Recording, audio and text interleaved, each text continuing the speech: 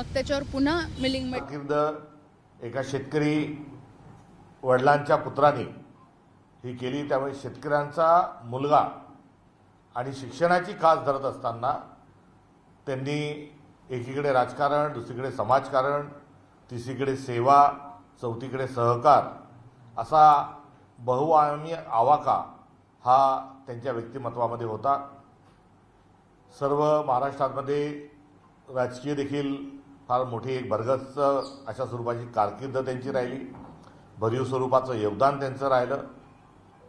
थेट त्रिपुराच्या राष्ट्रपतीपर्यंत ही त्यांची सेवा आणि त्यांच्या एकंदरीत कारकिर्दीचा जो आयाम आहे हा वाढत्या चंद्रासारखा हा वाढत वाढत गेला आणि त्याचा शीतल प्रकाश हा सर्वांना मिळाला। 3 ऑटोनॉमस विद्यापीठ, अनेक संस्था, अनेक महाविद्यालय, अभियांत्रिकी असतील, वैद्यकीय असतील, इतरही शैक्षणिक जे असतील ते उपक्रम हे त्यांच्या समर्थ अशा स्वरूपाच्या योगदानाच्या माध्यमातून, कर्तृत्वाच्या माध्यमातून, नेतृत्वाच्या माध्यमातून उभे राहिले। अशा दिवंगत डी वाय पाटील साहेबांना काँग्रेस पक्षाच्या वतीनं आम्ही विनम्र अभिवादन या ठिकाणी करत आहोत आणि काँग्रेस पक्षाच्या वतीनं 3 दिवसाचा दुखवटा देखील हा काँग्रेस पक्ष पाळणार आहे, हे देखील या निमित्तानं आम्ही जाहीर करत आहोत। उद्या त्यांच्या अंत्ययात्रेला देखील काँग्रेसचे कार्यकर्ते आणि नेते हे उपस्थित राहणार आहे। अशा डी वाय पाटील साहेबांना आम्ही विनम्र अभिवादन करतो।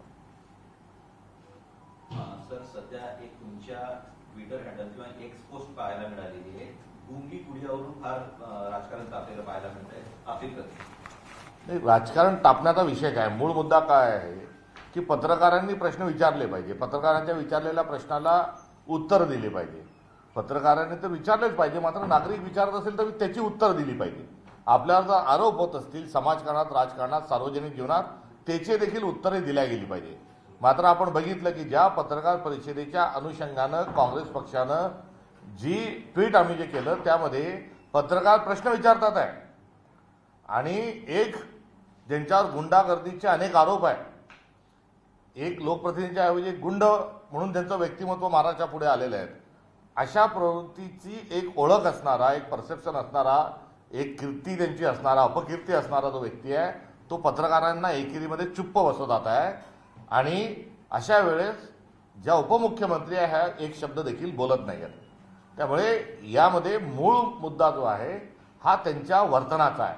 जर उपमुख्यमंत्री पदावरची व्यक्ती जर पत्रकारांचे प्रश्न घेत नाही आणि उपमुख्यमंत्री पदावरील व्यक्ती एक आमदाराला ज्यांच्या प्रतिमेच्या अनुषंगाने आधीच सांगितलं त्यांना त्यांच्याकरवी पत्रकारांना चूप बसवतात, हे लोकशाहीला आणि एकंदरीत समाज जीवनाला अशोभनीय आहे। अशा वेळेस हाताची घडी तोंडावर बोट ठेवणं म्हणजे चूप बसणं आणि त्याची भूमिका ही त्यांनी त्या ठिकाणी निभावल्याच्या अनुषंगानं गुंगी गुडिया हा शब्दप्रयोग त्या ठिकाणी केलेला आहे।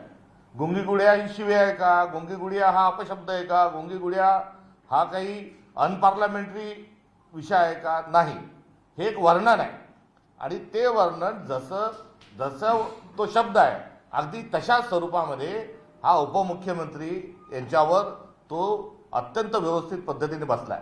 ते अनेक विषयावर बोलत नाहीत। अजितदादा पवार यांचा झालेला अपघात, त्या अपघाताची चौकशी का होत नाही त्यावर त्या बोलत नाहीत। या अपघातामध्ये गुन्हा अद्यापर्यंत का दाखल झाला नाही त्यावर त्या बोलत नाहीत। यासोबतच अर्थखातं त्यांना अद्यापर्यंत मिळालं नाही त्यावर त्या कुठेतरी बोलत नाहीत आणि भारतीय जनता पक्ष त्यांच्या अधिकाराचं फार मोठ्या प्रमाणावर त्यांच्या पक्षाचं आणि त्यांच्या पक्षातल्या लोकांचा अधिकारावर गदा आणत आहे तेव्हाही त्या काही त्याच्यावर बोलत नाही आणि असं एकंदरीत त्यांचं जे बोलणं त्यांनी जे थांबवलेलं आहे, त्यांनी जे मुकेपण आणलेलं आहे, हे मुकेपण सार्वजनिक जीवनात आणि उपमुख्यमंत्री पदाच्या एका खुर्चीवरच्या व्यक्तीला हे अशोभनीय आहे। कुठे अजितदादांसारखा खमक्या नेता, त्यांच्यासोबत काँग्रेसची मतभिन्नता होती, मतभेद होती, वैचारिक स्वरूपाच्या काही आमचा त्यांचा संघर्षही कुठे होता, मात्र त्यांच्या नेतृत्वाच्या अनुषंगानं कुठली शंका उपस्थित राहू शकत नाही आणि अशा एका बाणेदार आणि एकदा परखड माणसाच्या पक्षाचं नेतृत्व करत असणारी व्यक्ती जर काहीच बोलत नाही तर त्यांचं केलेलं काँग्रेस पक्षाने वर्णन जे आहे ते अत्यंत योग्य आहे. या आमच्या टीकेला त्यांनी समजून घ्यावं. त्याच्यावर कुठेही गोंधळ करण्याचा आणि सर्वांनी त्याच्यावर कुठेही आम्हाला शहाणपणा शिकवण्याची कुठेही आवश्यकता नाही. मला हेही या निमित्तानं सांगायचं आहे की जेव्हा टीका होते तेव्हा सकारात्मक बघितली पाहिजे. इंदिरा गांधींनाही गुंगी गुडिया एका काळामध्ये म्हटलं गेलं आणि इंदिरा गांधी गुंगी गुडिया नाही, त्याच इंदिरा गांधींनी त्यांच्या कर्तृत्वातून त्या टीकेला उत्तर देत असताना थेट अटल बिहारी वाजपेयी सारख्या माणसालाही त्यांना दुर्गा म्हणावं लागलं.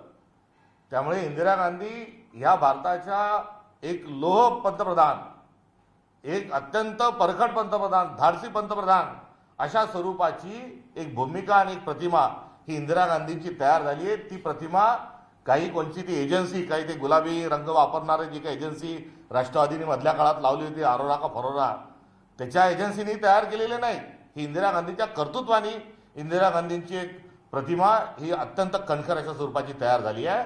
आज आम्ही सुचित्राताईंना टीकेच्या माध्यमातून कुठे गुंगीगुड्या म्हटलं असेल तर त्यांनी दुर्गाय साबित करावं आणि दुर्गाय साबित करण्यासाठी त्यांनी काय करावं तर दुर्गाय सिद्ध करण्याकरता ताबडतोब अर्थघात स्वतःच्या कडे घ्यावं, स्वतःच्या पक्षाकडे घ्यावं.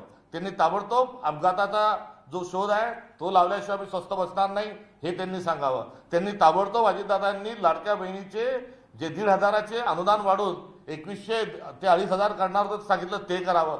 त्यांनी शेतकऱ्यांची कर्जमाफी जी आहे ती कर्जमाफीचा निर्णय हे ताबडतोब त्यांनी घ्यावा. त्यांनी स्मार्ट मीटर जे आहे त्या स्मार्ट मीटरचा निर्णय रद्द करावा, त्याची त्यांनी होळी करावी. आणि जर त्यांनी हे केलं तर आमचे आरोप जे आहेत ते आरोप चुकीचे ठरतील आणि त्यांना दुर्गा हा महाराष्ट्र म्हटल्याशिवाय राहणार नाही. मात्र आता स्थिती अशी आहे की त्या गुंगी गुड्या तर आहेतच आहेत आणि हे जे भारतीय जनता पक्ष तो पक्ष रोज त्यांच्या पक्षाला, त्यांच्या आमदारांना, त्यांच्या खात्यातल्या मंत्र्यांना जे हाल लावले आहेत त्यांचं कोणतंही फाईल क्लिअर होत नाही.